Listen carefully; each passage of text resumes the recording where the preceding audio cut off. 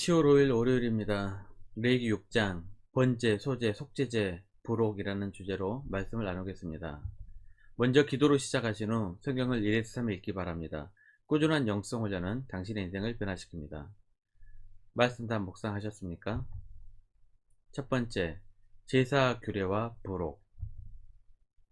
레위기 1장 1절에서 6장 7절까지는 5대의 제사, 번제, 소제, 화목제, 속죄제, 속건제에 대한 규례입니다.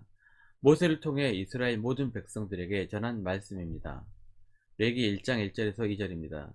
여호와께서 모세를 부르셨고 이스라엘 자손에게 말하여 이르라 라고 말씀하십니다. 반면 레위기 6장 8절에서 7장까지는 모세를 통해 제사장들에게 전하신 말씀입니다.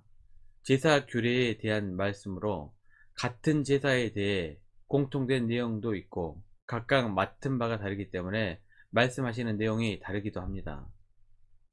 8절 9절입니다. 여호와께서 모세에게 말씀하여 이르시되 아론과 그의 자손에게 명령하여 이르라 라고 말씀하고 계십니다.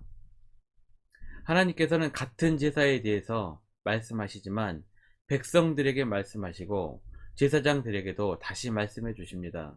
모두가 다 각기 맡은 바가 다를 수 있습니다.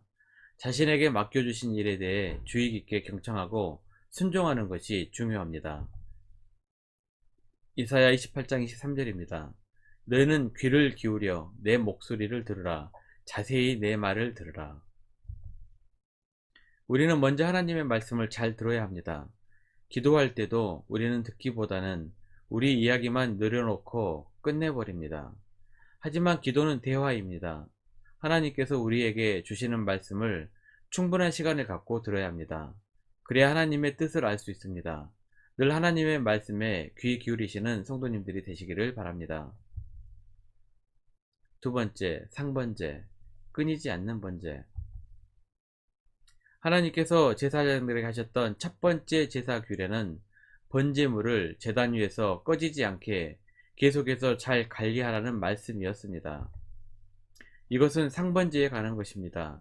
해질 무렵부터 아침까지, 그리고 아침부터 해질 무렵까지 하루에 2번 드리는 것입니다. 하나님께 대한 끊임없는 충성과 헌신의 상징으로 매일 드리는 번제입니다. 상번제의 의미는 성도들의 삶에서 예배가 끊어져서는 안 된다는 것입니다. 그렇다면 우리는 어떻게 항상 하나님께 예배 드릴 수 있을까요? 시편 50편 23절입니다. 감사로 제사를 드리는 자가 나를 영화롭게 하나니 그의 행위를 옳게 하는 자에게 내가 하나님의 구원을 보이리라. 감사함으로 예배 드릴 수 있습니다. 그래서 성경은 항상 감사라고 말씀하고 계십니다. 에베소서 5장 20절입니다. 범사에 우리 주 예수 그리스도의 이름으로 항상 아버지 하나님께 감사하며. 우리는 감사함으로 하나님께 찬송과 예배를 드릴 수 있습니다. 주일은 성전에 나와 하나님께 온전히 예배드리지만 평상시에도 감사함으로 항상 예배를 드릴 수 있는 것입니다. 또한 하나님께서는 선행을 베풀고 나누어 주는 일도 제사로 여기십니다. 히브리서 13장 16절입니다. 오직 선을 행함과 서로 나누어 주기를 잊지 말라. 하나님은 이 같은 제사를 기뻐하시느니라. 우리는 왕같은 제사장으로 직분을 받았습니다. 베드로전서 2장 9절입니다. 그러나 너희는 택하신 족속이요 왕같은 제사장들이요 거룩한 나라요 그의 소유된 백성이니 이는 너희를 어두운 데서 불러내어 그의 기이한 빛에 들어가게 하신 이에 아름다운 덕을 선포하게 하려 하심이라. 모든 성도들은 왕같은 제사장으로서 감사함과 선행으로 하나님께 늘 예배드리는 삶을 사셔야 합니다. 세 번째, 소제의 기타 규례. 17절입니다. 그것에 누룩을 넣어 굽지 말라. 이는 나의 화제물 중에서 내가 그들에게 주어 그들의 소득이 되게 하는 것이라. 속죄제와 속건제 같이 지극히 거룩한즉. 2장에서는 이스라엘 백성이 어떻게 소제를 드려야 하는지 규례를 말씀하셨다면 6장에서는 제사장들에게 소제가 어떤 것인지 말씀하십니다. 누룩을 넣지 말라는 것은 2장에서도 말씀하셨습니다. 누룩의 히브리어 하메츠의 기본 의미는 흥분시키다, 날카롭게 쏘다 라는 뜻입니다. 또한 성경에서 누룩은 잘 퍼지는 성질에 빗대어 전염성이 강한 죄나 거짓 교훈 등을 상징하기도 합니다. 갈라디아서 5장 9절입니다. 적은 누룩이 온 덩이에 퍼지느니라. 이런 의미에서 무교절에서도 빵에는 누룩을 넣지 말라고 명령하셨던 것입니다. 18절입니다.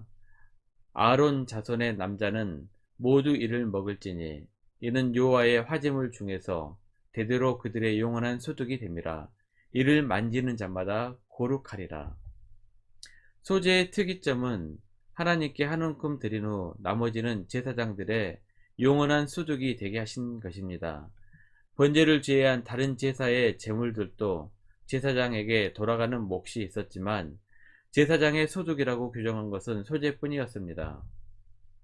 성막이 존재하는 한 제사장의 임무를 맡은 자들에게 영원히 하나님께서 생계를 책임지시겠다는 약속입니다. 또한 이것은 영적 제사장인 우리 성도들에게도 먼저 하나님 나라와 그의 의를 구하는 자들에게는 모든 의식주 문제를 책임지시겠다는 약속의 말씀이기도 합니다. 마태복음 6장 33절입니다.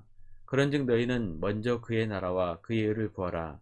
그리하면 이 모든 것을 너희에게 더하시리라.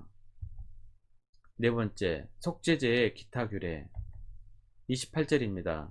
그 고기를 토기에 삶았으면 그 그릇을 깨뜨릴 것이요 유기에 삶았으면 그 그릇을 닦고 물에 씻을 것이며 4장과 5장 초반까지는 속죄제에 대한 규례에 대해 자세히 설명을 합니다.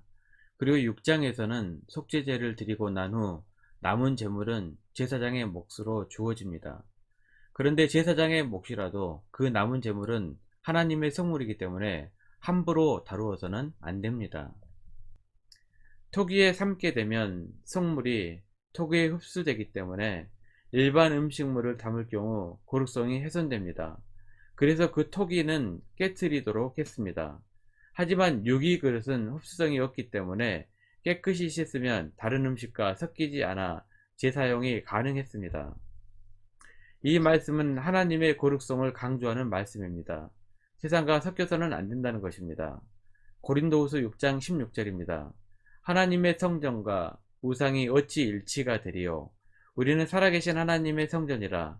이와 같이 하나님께서 이르시되 내가 그들 가운데 거하며 두루 행하여 나는 그들의 하나님이 되고 그들은 나의 백성이 되리라. 하나님의 거룩한 백성은 세상과 구별된 삶을 살아야 합니다. 사람들에게 행실의 본이 되어 하나님께 영광을 드리는 삶을 살아가는 성도님들이 되시기를 바랍니다. 말씀 요약합니다. 기도는 하나님과의 대화입니다. 하나님의 말씀에 귀 기울이고 순종하시길 바랍니다. 두 번째, 우리는 왕같은 제사장입니다. 감사함과 선행으로 항상 예배드리는 삶을 사십시오. 세 번째, 하나님의 거룩한 백성은 세상과 구별된 삶을 살아야 합니다. 올바른 행실로 덕을 세워 하나님께 영광을 돌리는 삶을 사십시오. 1년 성경 일독 주간 계획입니다. 오늘은 월요일 스가랴 1장에서 3장까지 말씀 천천히 묵상하시기를 바랍니다. 10월 중보 기도 제목입니다. 5가지 기도 제목을 보시면서 하나님과 충분한 기도의 교제를 하시기를 바랍니다. 가정에서 기도하시기 힘드신 분들은 주중 기도의 시간을 이용하시면 됩니다. 새벽 6시부터 밤 10시까지입니다. 하루 30분씩 최선을 다하시기 바랍니다. 그러면 여러분의 삶이 변화될 것입니다. 영상을 다 보신 분들은 확인 문자를 보내시거나 유튜브에 댓글로 달아주시면 정기적인 영성 훈련에 도움이 될 것입니다. 오늘 하루도 승리하시기를 기도합니다.